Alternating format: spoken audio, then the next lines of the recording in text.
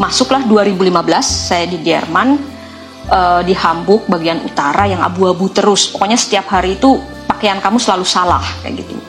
Jadi pikirnya panas ada matahari tapi dingin gitu.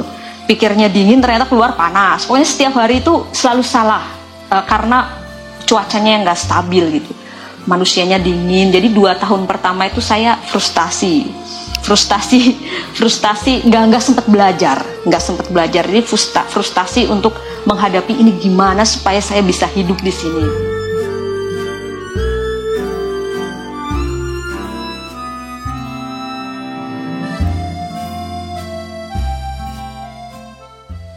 Jadi saya kan dari Cilacap, saya pindah ke Jogja itu karena sekolah. Tapi ternyata saya juga kerja di sini. Jadi di Jogja itu sudah sejak 2005, sudah hampir 20 tahun. Kerja dan berkomunitas, berkarir juga di Jogja. Jadi saya pikir rumah itu ternyata bukan cuma nempel pada masa lalu atau di mana tempat kita lahir kayak gitu, tapi juga tempat kita kembang, tumbuh, berkarir, bersosialisasi. Jadi saya rasa kalau hanya merujuk ke tempat saya lahir, ya saya lahir di Cilacap, rumah di Cilacap. Tapi ternyata bukan cuma itu gitu. Saya tumbuh kembang, berkomunitas, beraktivitas, berkreasi di Jogja. Ya sekarang Jogja jadi rumah yang selanjutnya kayak gitu. Jadi menurut saya definisi rumah sih nempel pada sejauh mana kita punya banyak ikatan gitu ya. Punya banyak ikatan, punya banyak momen atau peristiwa. Nah sekarang di Jogja peristiwanya lebih banyak daripada Cilacap kayak gitu, yang penting buat saya. Jadi saya bisa bilang sekarang rumah saya Jogja, tapi tidak tahu 10 tahun ke depan atau 20 tahun ke depan kalau saya punya karir mungkin di mana kayak gitu, saya bisa pindah lagi. Jadi bagi saya rumah bukan secara fisik gitu ya yang menjadi tempat kita lahir, menjadi tempat orang tua kita di situ, tapi lebih ke justru sejauh mana kita terlibat, sejauh mana kita berhubungan sama area ini, sama vibe-nya, sama bukan cuma geografisnya tapi juga lingkungan dan orang-orang di dalamnya gitu Mas. Jadi bisa di mana aja rumah itu.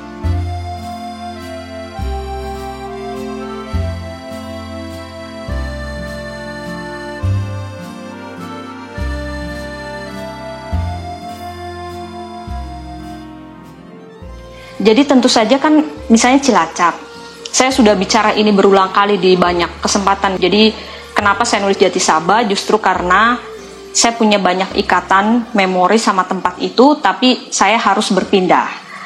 Jadi rasa kehilangan itu, situasi di mana kita sudah tidak bisa memiliki tempat itu lagi, itu kan menimbulkan kayak nostalgia, melankolia, dan energi yang begitu besar itu saya rasa sayang kalau hanya terjadi di diri saya sendiri begitu. Akhirnya melankolia dan nostalgia itu jadi energi kreatif saya untuk menggali lebih dalam Jati Saba ini sebetulnya kalau dilihat bukan cuma dari nostalgia itu seperti apa sih gitu. Saya mulai meriset, saya mulai baca-baca di luar yang saya tahu. Jadi istilahnya tuh saya melakukan riset mental atau riset memori terhadap memori saya, tapi juga riset yang sebenar-benarnya, riset seperti akademis gitu terhadap kampung halaman saya yang sudah tidak saya miliki lagi. Dan dengan dasar itu, dengan aktivitas itu jadilah Jati Saba. Jadi memang yang menarik dari bagaimana kita terus-menerus kehilangan rumah dan mendapatkan rumah yang baru itu momen kehilangan itu bisa jadi energi kreatif gitu, dalam kasus saya setidaknya. Dan saya pikir itu juga terjadi di banyak penulis yang lain. Jadi penulis-penulis yang pergi dari kampungnya, misalnya penulis-penulis Minang, banyak banget yang terus-menerus menggali memori keminangan mereka sebagai sumber kreatif kayak gitu. Jadi memang situasi yang berpindah-pindah itu menimbulkan gejolak pribadi pada diri pengarang yang kemudian diolah lebih lanjut jadi energi kreatif kayak gitu. Itu salah satu contohnya dengan Jati Saba, juga dengan Tanggo dan Sadimin, karena kan saya pindah dari dari Jatisaba di Kroya, terus pindah ke Patimuan di perbatasan Jawa Tengah Jawa Barat. Nah di situ malah saya bukan cuma menciptakan memori diri, tapi saya dengar memori ibu saya, karena itu kampung halaman ibu saya, nenek saya. Jadi cerita-cerita yang lebih purba lagi, dan itu saya punya koneksi tentu saja dengan cerita itu. Terus saya olah lagi jadi sumber energi kreatif. Jadi memang kelebihan pengarang yang terus-menerus berpindah itu kemungkinannya itu Mas, malah, dan jangan-jangan itu sebabnya banyak pengarang juga yang pindah-pindah. Maksudnya terus-menerus cari rumah baru, terus-menerus mengembara, itu jangan-jangan memang supaya mereka rasa kehilangan, memiliki dan kehilangan, dan mendapatkan sumber energi kreatif yang besar, kayak gitu.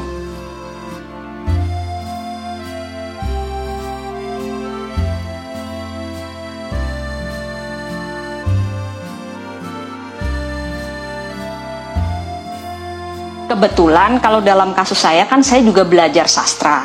Jadi saya kadang-kadang itu kalau lagi jadi akademisi, saya menghakimi diri saya sendiri yang sastrawan kayak gitu. Jadi itu pertanyaan ujian waktu masuk dosen loh Mas Latif. Jadi Prof.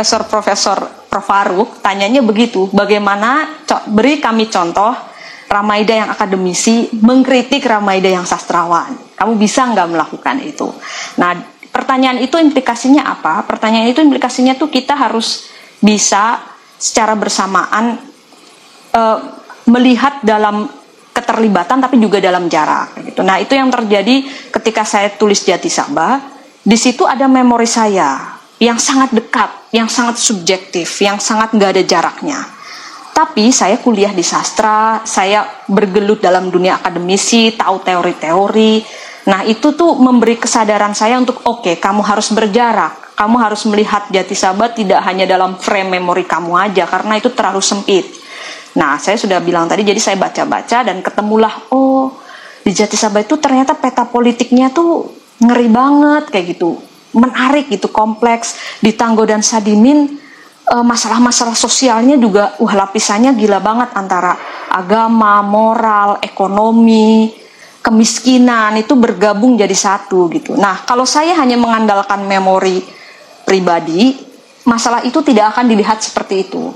Nah, disitulah fungsi pembacaan akademis saya kayak gitu di kampus. Jadi ketika belajar teori sastra jadi ini kamu harus melihat dalam situasi yang juga berjarak gitu, dalam perspektif kayak gitu. Jadi saya beruntung banget sebetulnya. Jadi nulis tapi juga kuliah di sastra. Jadi fungsinya memang bisa menggali lebih dari sekedar dalam konteks yang sangat personal itu Mas. Dan saya pikir banyak sekali kan Mas Latif sendiri, teman-teman sastrawan Jogja yang bukan cuma nulis sastra tapi juga belajar sastra secara akademis, dan itu akan memberi warna yang sangat berbeda dalam karya-karya mereka.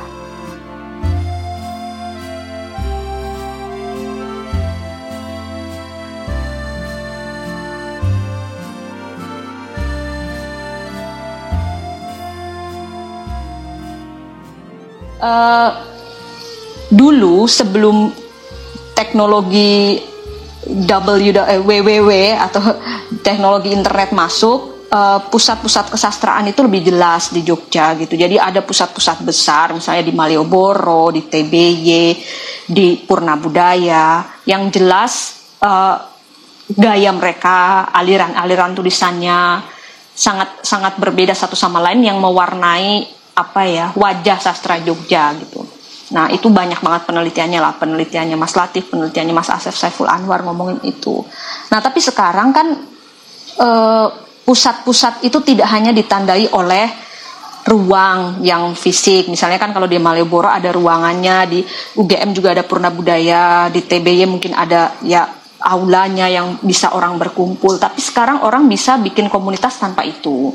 Orang bisa bikin komunitas yang pusatnya tidak hanya di diskusi, tapi misalnya di jualan buku atau di atau sekedar kumpul-kumpul kayak gitu. Jadi dengan fasilitas-fasilitas yang baru, transformasi kumpul-kumpul ini, itu kita sekarang punya banyak banget kelompok kecil-kecil yang pusatnya bukan hanya diskusi, tapi kadang-kadang toko buku, kadang-kadang kafe, kadang-kadang kelompok diskusi belajar di kampus. Nah, Saya pikir dalam konteks itu UGM dalam berbagai porsinya masih menyumbangkan warna gitu, entah itu di dunia kreatifnya atau di dunia kritiknya begitu. Jadi kita punya sastrawan-sastrawan dari UGM baik yang dulu maupun sekarang. Kita punya kritik gitu ya, kritikus sastra juga. Cuma masalahnya skalanya, kemudian isu-isu yang diangkat atau up to date atau enggak kayak gitu. Nah, itu pertanyaan lain, tapi bagaimana mereka ambil andil saya pikir sampai sekarang masih ada lah. Bahkan ya Mas, novel saya itu kemarin baru saja didiskusikan oleh antropologi.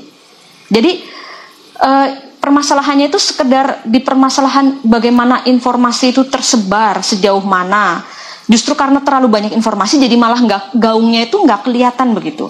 Tapi acara kecil-kecil yang mengapresiasi sastra itu ada terus begitu.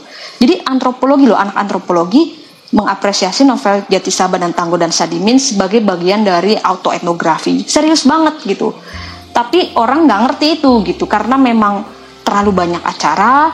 Terus sekarang lingkupnya udah kecil-kecil, jadi nggak ada lagi pusat sehingga kelihatannya nggak ada kekuatan gitu. Tapi padahal ada masih kecil-kecil.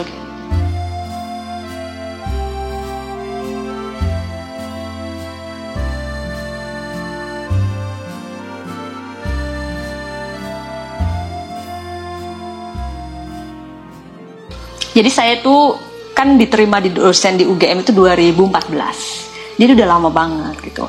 Syaratnya diterima di UGM itu memang UGM ini universitas tercintanya kita ini sangat berat gitu ya membuat syarat gitu, tapi bagus lah. Saya dalam 2 tahun harus sekolah. Kamu bertugas untuk cari sekolah, kami bertugas untuk cari beasiswanya gitu. Jadi memang fair gitu kan.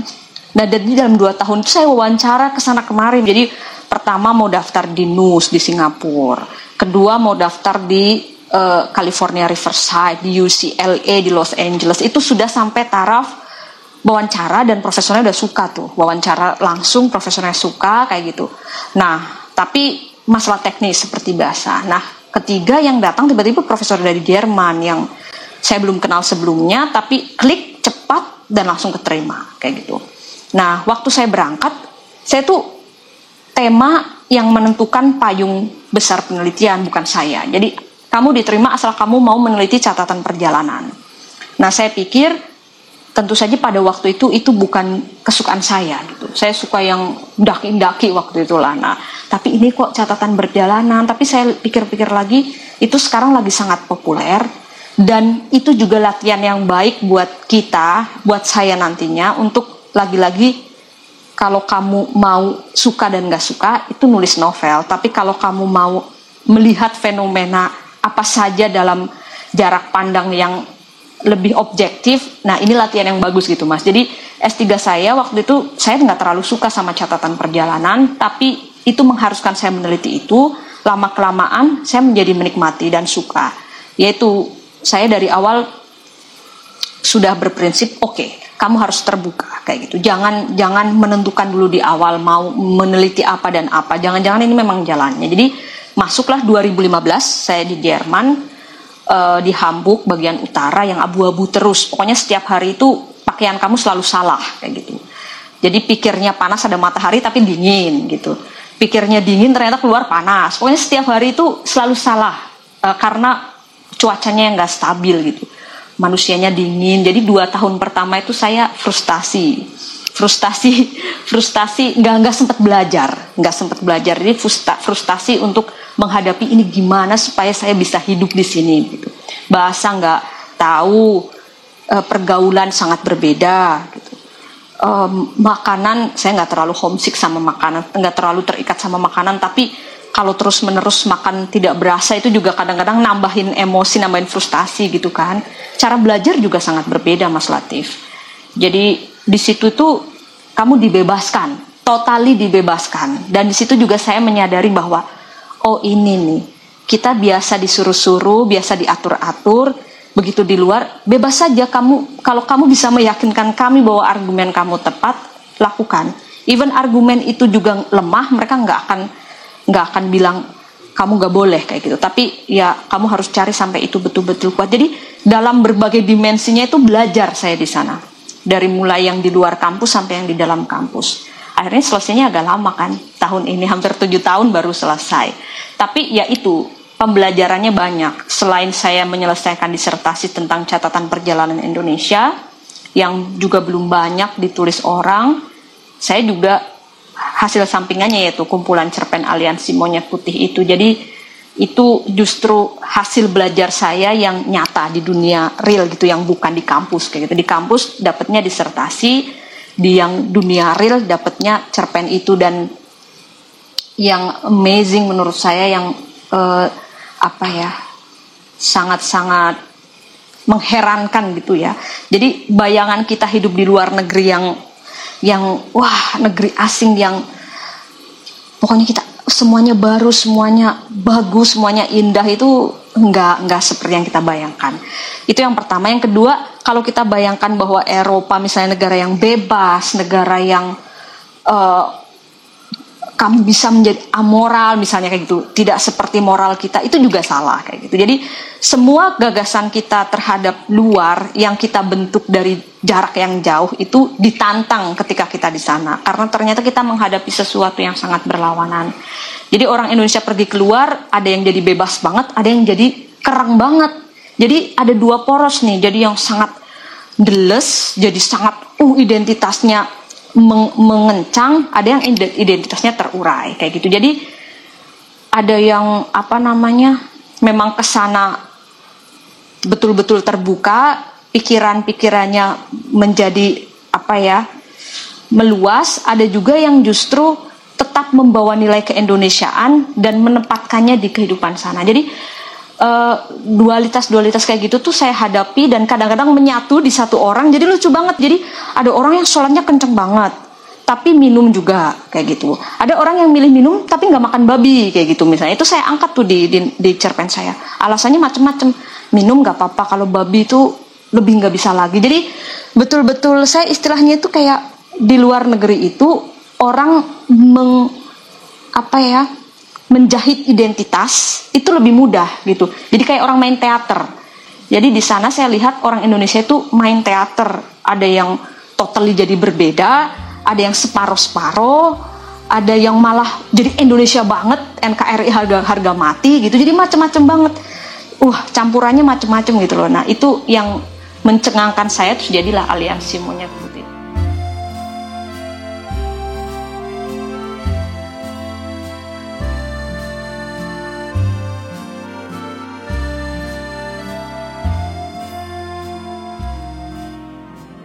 Dan gaya bahasa saya itu beda mas di situ. Jadi awalnya kan Jati Sabah itu karya awal, Tanggo dan Sadimin itu saya nulis dengan kesadaran yang sangat-sangat egois. Artinya saya nulis buat diri saya. Jadi saya nggak peduli orang lain susah bacanya. Jadi itu tuh jumpalitan, bahasanya sulit, metaforanya berat kayak gitu. Nah, Aliansi Monyet Putih ini saya tulis ketika saya berkesimpulan bahwa menulis yang paling baik itu menulis yang paling sederhana, paling jernih, nggak pakai akrobat bahasa, tapi yang disampaikan itu sesuatu yang sangat kompleks. Nah, saya nulis Aliansi itu. Jadi nggak ada konflik, nggak ada permainan plot yang berlebihan, itu nggak ada. Semuanya jelas, bahasanya pendek. Tapi yang disampaikan itu saya harap itu sesuatu yang sangat kompleks di dalam.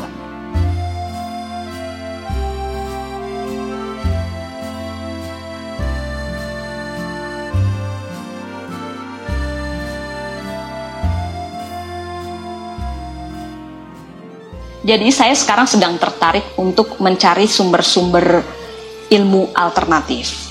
Dalam artian begini, saya kan ngajar di sini, ngajar feminisme, ngajar teori kebudayaan. Nah, saya sadar betul bahwa saya itu dijejali oleh teori-teori yang sangat barat kayak gitu. Sementara untuk mengkritik atau mengemansipasi diri kita. Jadi mengemansipasi diri kita dengan teori yang sebetulnya kita melawan kayak gitu. Jadi itu sangat sulit sebetulnya situasi. Nah, sekarang itu saya lagi suka mencari sumber-sumber ilmu baru alternatif yang sumbernya justru dari kita, yang secara historis terjadi di diri kita. Misalnya kalau sebut aja feminisme gitu ya.